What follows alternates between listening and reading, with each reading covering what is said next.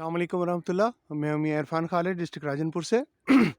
ये जी पिकनिक के ऊपर काश किया हुआ हमारा कैनोला का फील्ड है।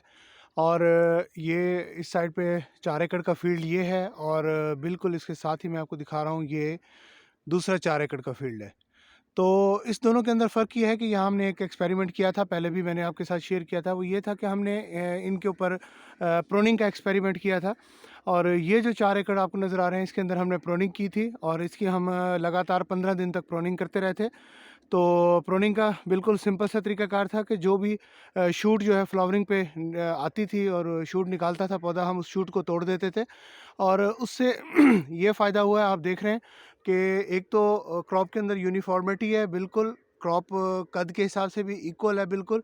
और 100% फ्लावरिंग पे ऊपर आई है, और विद इन 3-4 डेज़ ये एकदम फ्लावरिंग पर आ गई है। और उम्मीद यही है कि ये पककर भी एक साथ तैयार होगी। जबकि दूसरी तरफ ये मैं पगडंडी पे खड़ा हूँ, बॉर्डर एरिया पे, और दूसरी तरफ ये 4 एकड़ का फील्ड है। तो ग्रोथ इसके अंदर भी अल्हम्दुलिल्लाह बहुत अच्छी है, लेकिन इसके अंदर ये है कि आप देख रहे होंगे कि इसके अंदर फ्लावरिंग जो है वो भी हमारी लेट शुरू हुई है। और दूसरी बात ये है कि इसके अंदर किसी किस्म की कोई यूनिफॉर्मिटी नहीं है, कोई पौधा बहुत बड़ा है कद के अंदर, और कोई पौधा छोटा रह गया है। और इसी तरह फ्लावरिंग जो है वो अभी तक फ्लावरिंग जो है वो मैच्योर नहीं हुई।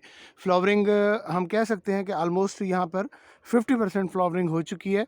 अभी 50% पौधा जो है वो फ्लावरिंग पर नहीं आया।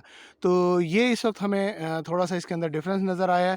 तो मैं चाहूँगा कि डॉक्टर साहब अगर इस वीडियो को देखें तो इसके ऊपर ज़रूर कमेंट करें, और आगे के लाहे अमल के बारे में भी हमें गाइड करें, तो कि भी आगे फर्दर हमें इसमें क्या करना चाहिए।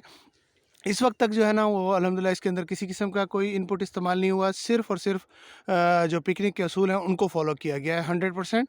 और इसके अंदर जो है इसका ज़मीन का हार्ड पैन तोड़ा गया, इसको लेज़र लेवल किया गया, वाटर वॉश किया गया, और उसके बाद जो है ना इसके ऊपर सोइंग करने के बाद जो है ना हमने इसको इसके ऊपर बेड निकाल दिया, रेज़ बेड। और रेज़ बेड पे ऊपर क्रॉप काश्त है, और ये इस वक्त इस क्रॉप को जो है वो जो है 2 पानी लग चुके हैं।